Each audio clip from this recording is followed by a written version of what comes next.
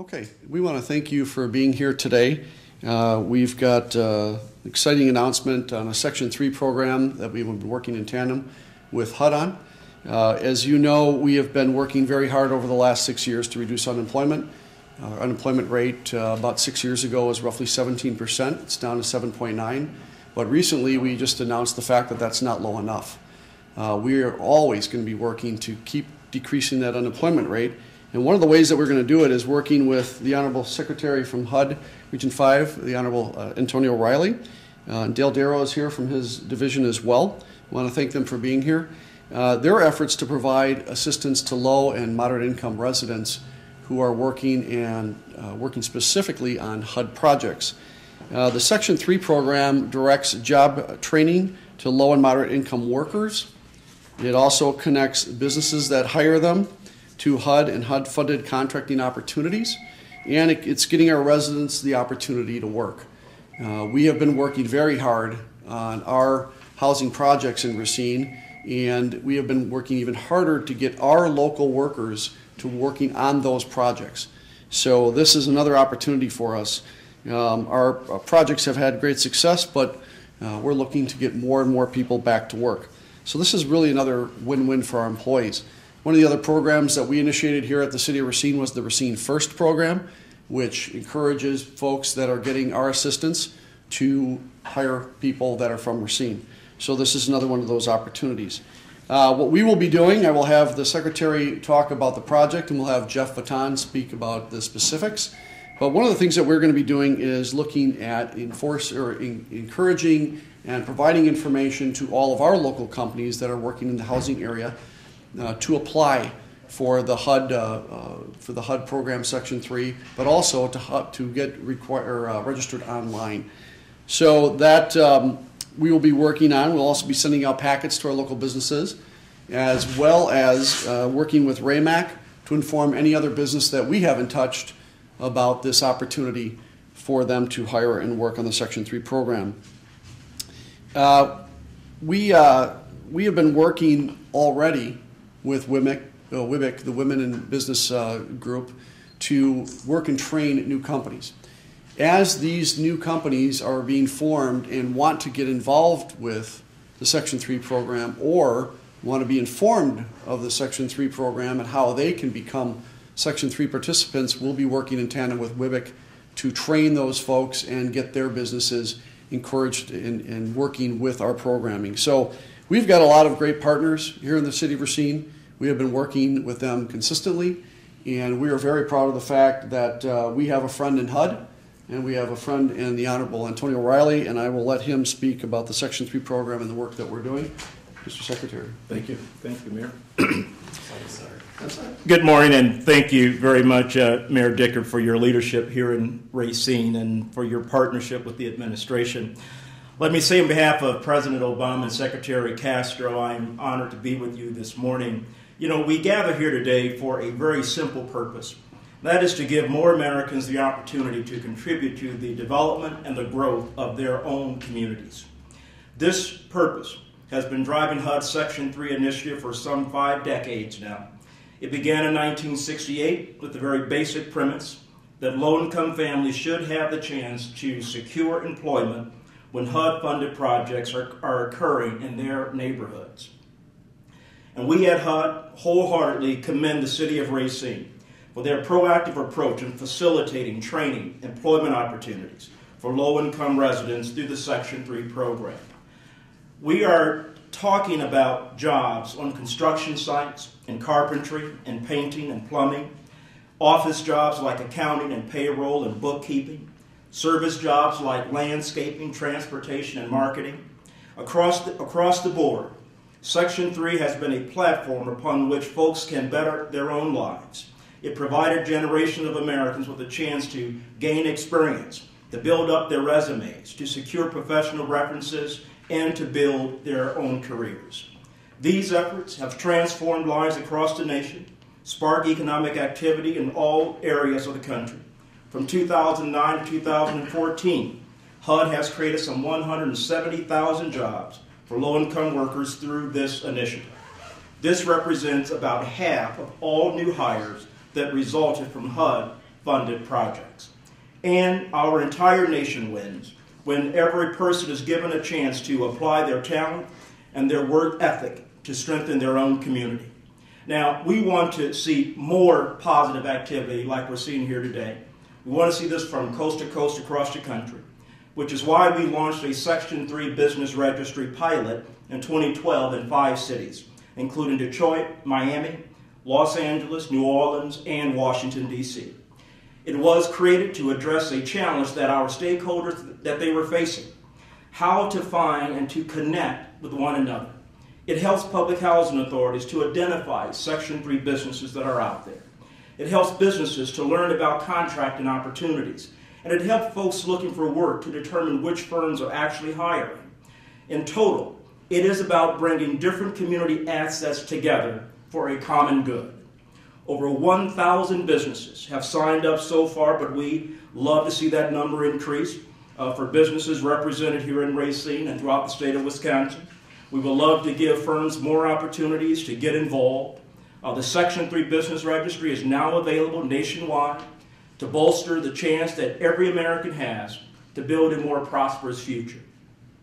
Now, to complement this work, Secretary Julian Castro recently announced that we are proposing a new rule to improve Section 3 to help public housing authorities and HUD grantees to comply with the guidelines of the program.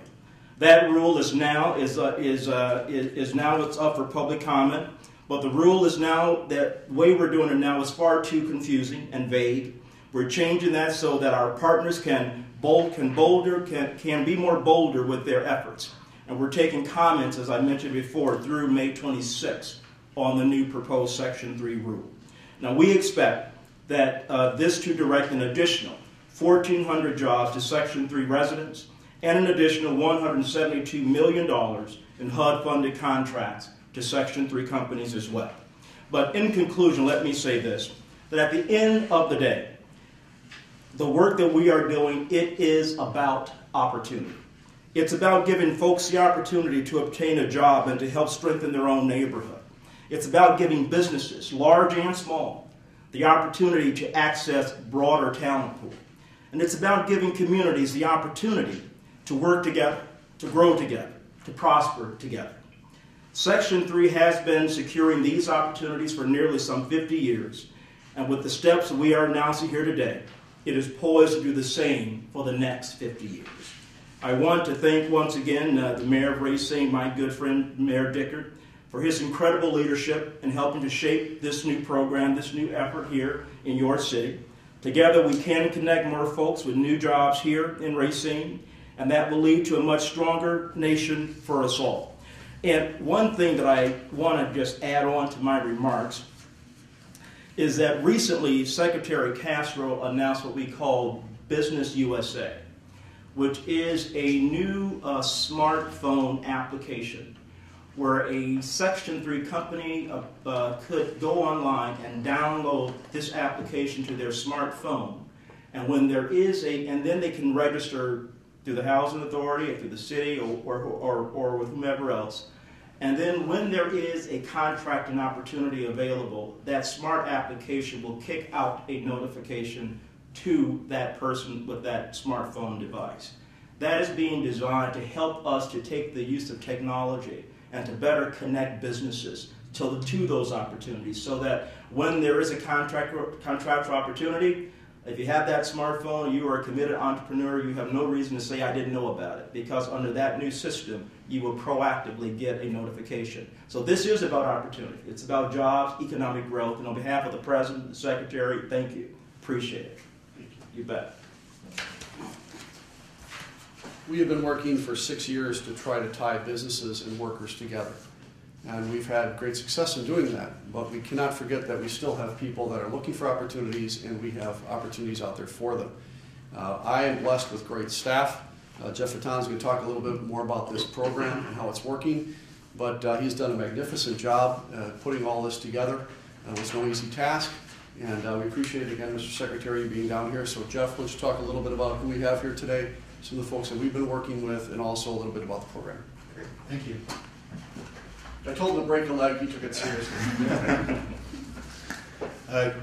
Good Good morning. My name is Jeff Atton. I'm the Community Development Program Specialist for City Development with the City of Racine, Wisconsin. What is Section 3? Essentially, it's a director from the Department of Housing and Urban Development that, to the greatest extent reasonable, will use our funds to direct job opportunities to low and moderate income individuals and businesses.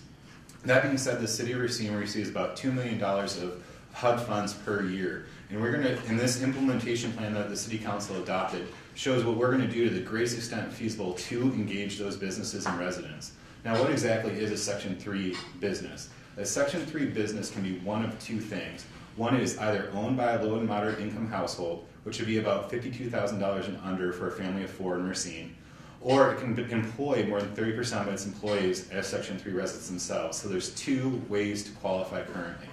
If your business meets that qualification, our contractors and our city business partners that we subgrant HUD funds to have to develop a Section 3 action plan which will document what they need to do to engage those businesses, and also lets businesses know how to engage in those contracting opportunities by seeking out partners in our community.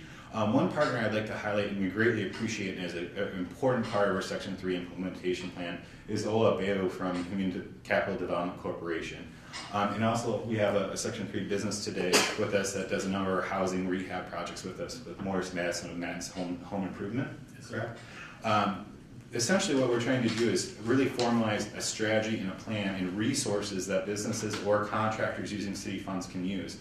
Moreover, we're going to be evaluating nonprofits seeking city funds in their Section 3 past performance as well as their Section 3 plan as part of the grant application going forward.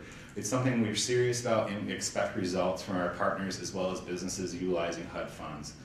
With that, I'd like to pass it off with Ola, and so you can talk about how his program can sync up with Section 3 in terms of identifying eligible Section 3 residents who can then get jobs through HUD-sponsored projects. One thing I should note as well before I pass it off to Ola is essentially through this implementation grant, we've solidified 3 very important goals. One, that at least 10% of HUD funds will go to Section 3 business concerns. The other is a formalized goal that of jobs created through the use of HUD funds, at least 30% of those jobs will go to low and moderate income residents from the City of Racine. So with that, I'll pass it off. Thank you. You want to say? Thank you very much. My name is Ola Bayewu, and I run the First Choice Pre-Apprenticeship Program, which is a subsidiary of Human Capital Development Corporation in the City of Racine. In the past 10 years or so, we've trained people who live in the city, they are low income, they're disadvantaged, or they're underserved population. We are showing them ways and avenues to secure employment in the building trades. Our program is 6 weeks, and we've partnered with the city over these many years to make sure that people who live in the city have access to employment, especially employment that secures them family-sustaining wage. Last year, we did 50 people, and 27 of those individuals now work in construction. They make an average of $44 an hour. So we are very excited about Section 3, and we expect that in the future, we'll continue to expand opportunities to these individuals who live in the city of Racine. Thank you very much. One important incentive I should mention regarding Section 3 is it enables us to give up to a 10% price consideration to a Section 3 business compared to a non-Section 3 business when they're both bidding competitively against one another. So let's say a project's $500,000 anticipated. That's the lowest bid that comes in from a non-Section 3 business. We have the ability, if the project budget allows, to pay additional $50,000 if a Section 3 business is the next lowest bidder. It's an important tool that we have at our disposal to help businesses not only essentially help pay for those additional services that the implementation plan requires of it in facilitating that they subcontract jobs to the greatest extent feasible to other Section 3 businesses. So that's just an important price incentive to businesses to get registered as a Section 3 business concern. This is one dedicated guy. He's got a double break in his leg, and he's still at work. So, in conclusion, we're very, very proud of the work that HUD and the Secretary has done, the work that Jeff has done to bring this all together.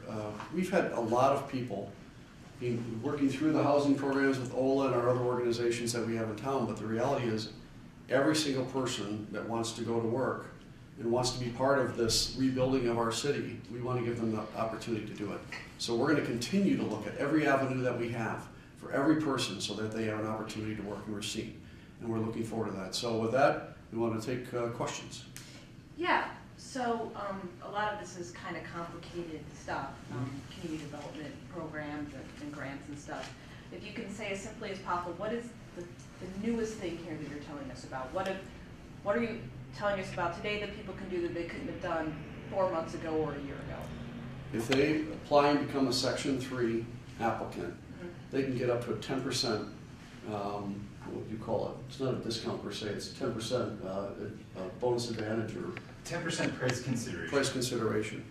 What has been happening, and at least what I've been seeing with some of our local companies, is that because of the fact that they're a little bit smaller, they're not able to compete against the big guys. So what we want to do is give them a chance to do that. Section 3 gives us that opportunity, and we want to take full advantage of it. We want to get as many people from Racine working as possible, and as many companies that are in Racine working. And that's for bidding purposes, right? 10% price Correct. consideration, and you said up to $50,000? Well, depending on the price of the Price project. of the project. Up to 10%.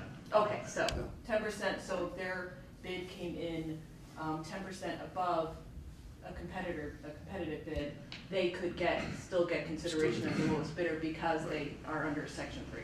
Correct. Okay. And the other thing, to point out, Mayor, the other thing that is important about today's announcement is that this effort supports the jobs program, the economic development program that the mayor's already outlined, the Racine First. The other piece of it is that by people hearing this press conference today and taking the steps to register on the national Section 3 registry, that firm will have a great opportunity to receive contract because you are registered. And what we have been doing under this president is enforcing Section 3 a lot more aggressively, educating our grantees about the requirement, collecting the reports, making sure they are filing the reports. And the more we talk about Section 3, the more and more firms can then go to this website to look for actual opportunities. So one other piece that I was just told by our friends at the Department of Labor, we had a business gathering, a regional business gathering in Chicago the other day, and they said that they have seen an increase in people not complaining or filing claims saying, oh, you know, I don't think that contractor is adhering to Section 3 rules. Now, that's a good thing and a bad thing. It's a bad thing that people have to file a complaint, call the Department of Labor and complain. But she said, well, we're seeing there's like this big increase in the visibility of the program, that people know of its existence. They know that it's there. And so that is a good sign that the word is getting out. So for the firms here, they'll be able to go and get registered, and then those firms can go to that website and actually look for actual opportunities, and we just took that national registry to the national level. Okay. And this 10% savings, or this 10% consideration, or what have you, is that nationwide? Yes. Okay. Any other questions? How long is that registry process? Like once a business goes and applies for Section 3 before they can start reaping those benefits? The registry, it's updated on a regular basis. But once you're on, you get registered today, you're on there for quite some time. And then there is a process, a number of years from now, we would go through and try and scrub that. Our goal would, now unfortunately, do we have the ability to audit every single business on that registry? No. But there are huge consequences to a business who violates if you are a business on that registry and we discover there's a complaint filed, we discover that you falsely certified, that business can be barred from doing business with the federal government. And we have done that. So once you're in there, you're there for a number of years, things like 5 or 10 years or so. So is the city of Racine giving any like preferential treatment, or are they kind of being like here for a specific kind of reason if it's a national registry, or what's the benefit to Racine? Well, the benefit is that we're making this partnership with HUD. Okay. number one. Number two, we're really working to get our local contractors signed up for the Section 3 program, because we want to give them every opportunity, bidding-wise, to have a winning advantage to the extent that we can for our local contractors. And the last part of it is to make sure that they are hiring low to moderate income individuals. There's a group of individuals right now that we're really having trouble with in getting them into employment. And we've recognized that. We have work to do there. And Ola is a shining star in our area, and he has been for time, for the work that he's doing to take people who are disadvantaged and getting them into the workforce. And he's had great success in that. So every time that we can expand or work with a program and get Ola involved in it and our housing involved in it, it helps out the city. When you look at the fact that we went from an average of about 28 home foreclosures per year to 415, every city in America is bailing out of the foreclosure problems that we've had over the last 4 or 5 years. So this gives us a chance to do a couple things. Put people to work, get our local companies doing that, and then also fixing a problem that has had a dramatic impact on our economy and our housing. So what kinds of projects would these be involved with? Like, are you talking about more residential or commercial or both? Well, I think we want to try to get them involved in as many as possible, but we're going to focus in the beginning on our residential programs and our residential housing. But as we do developments and redevelopments, we'll look at all of them. So we'll be dealing with them, and there's more details we'll give you as we move through this on project work as well. So this is our kicking off really a campaign to remind people, as the Secretary said, get involved with the city, sign up, become part of this program, because we want you engaged in this program and getting that opportunity, that benefit of a 10% kicker for contracting. What are their Yeah, Jeff wants to add something else. Add one thing to that too. I think an important aspect of us having a formal Section 3 implementation plan is it outlines what our best faith efforts are in carrying out these projects. The city of Racine, while it receives the $2 million of federal funds each year through it being a entitlement community, most of the funds aren't actually spent by the city of Racine itself. It's farmed out or sub-granted to nonprofit partners in many cases who are actually the ones on the ground doing that job. That being said, it requires them to proactively think about engaging Section 3 residents and business concerns as part of the project conceptualization or planning. For instance, right now we're working on a project to rehab a property in conjunction with Halo. Now, Halo is working with a private contractor to build that, but now because they've been thinking about Section 3 as part of the project, it's just not a house building project. It's also a house building and jobs program, in that the contractor is promising to hire program participants in Halo's program through the construction of that house. So the beneficiaries that will be receiving the houses are also the potential people that are getting the jobs through the creation of that new housing opportunity. So having that forethought and planning ahead to implement Section 3, I think, is one of the most beneficial aspects of us having a formal policy now. Secretary, Mayor, Jeff, along those same lines, when we look at the Racine Unified School District, and we've been able to work with Ola and a group of other folks, and what we have been able to do initially is to get them to understand that we needed to have a report card, particularly on contractors, in terms of their efforts, in terms of hiring people of color, and just hiring out of the city of Racine particularly, because we know that that's a large issue at times in terms of the monitoring piece. And that's very important to us as a community to make sure that when these contractors say they have attempted to hire folks from the city, how do we check that and balance that? Because that's going to be very important moving forward. Well, what we do in the city is we actually ask for the contractors that they're working with. When we do our Racine First program and we give any incentive to a company and they're supposed to hire Racine people, we actually ask for the resident's address, their permanent address, to check to make sure that those numbers are actually happening. Because the Secretary and the federal government have a difficult time going through everybody that's engaged. We have a far less difficult time because we can ask for those results and ask for that information. And if it's not coming back, like the Secretary said, then we know the person is not living up to those standards. But we go through and we check, and I get reports back from folks to make sure they're doing this. Our USD has got a big program ahead of them, and we're hoping that they're going to do the same thing that we're working on, which is to hire as many local folks as they can. Yep. If I should on that one too, just real big. That's a great question. In the sense, keep in mind, and I would encourage you all to look at the new rule, proposed rule. As a HUD employee, I can't say too much more because the rule is up for public comment. I'd encourage you to look at the rule. And the rule was developed in the backdrop of HUD doing some rather extensive audits on other grantees around the country.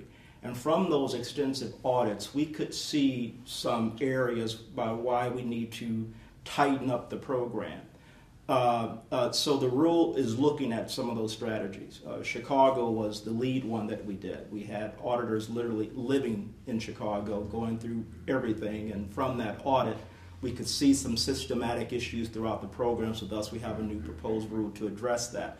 But what happens in this case is that grantees, like the City of Racine, grantees are required to submit reports to us on a regular basis about their compliance with Section 3. And now that we stepped up the enforcement, they want to make sure that they're hitting those numbers. And that's where we're at. But I would encourage you to look at that rule and give us your comments on that rule. But that rule is designed to further tighten up the scrutiny. And I just think that it's a step in the right direction. And this is about jobs, because yes, there are HUD funds for housing, that sort of thing. But in the end, housing itself is economic development, because real people have to build that house or rehab that house. And we want to make sure that we're fulfilling the obligation of the program. But I would really suggest that you take a look at the rule and offer your comments on it. And I think it's important, too, that the city does not work with the RUSD budget. It'd be important to talk to the school board and make sure that they're following up on that. Yes? Is there an estimate of how many, I know you gave numbers nationwide, how many jobs this would bring, but do you know how many, like, the partnership would bring just here in Racine? We don't know yet. Okay. It really is going to determine how many people get signed up and how we are able to disseminate that information out to them. That's a big thing that we worked on when the president introduced the first stimulus package for housing. We were able to contact a lot of the contractors that had been not working with the city. And Mike Lecter, who's in the back here, has done a fantastic job working on bringing those contractors into our housing projects. And we've had a dramatic impact with our housing on the city of Racine and what we've been doing so far. But we will continue to work every day. We want to get these people connected. What are the things that we oftentimes hear from corporations and businesses is that there's a lack of, when they're trying to hire people, that there's a lack of soft skills and things along that line. Does this program address some of that, or how does it kind of maybe look at that issue? Well, one of the reasons that we have this incredible young man behind me who is very quiet, but his actions speak much louder than his words, is that he takes people who are underprivileged and are looking for some help and gets them trained and working on social skills as well as into jobs and permanent jobs. We've always been trying to lift OLA up and build up his program. A lot of his funding came from the state level, some from the city. We're trying to encourage more and more funding of our programming in tandem with OLA so that he can build up from a local basis, because he's really doing magnificent work. So programs like his and others, we're going to keep pushing, because there are the soft skills and the basic skills training work that we need to do. We're talking with Gateway, Lunchbox, and like we said earlier today, even WIBIC, about how we can take some of those new entrepreneurs that want to get into these programs and want to create that business plan to make them, give them the opportunity to grow, to get them the training that they need to do that. So every step of the way, we're trying to find new ideas and build new systems so that we can put more and more people back to work, no matter what their skills level is. Anything else? Okay, thanks everybody for coming. Appreciate it. Keep up the good work.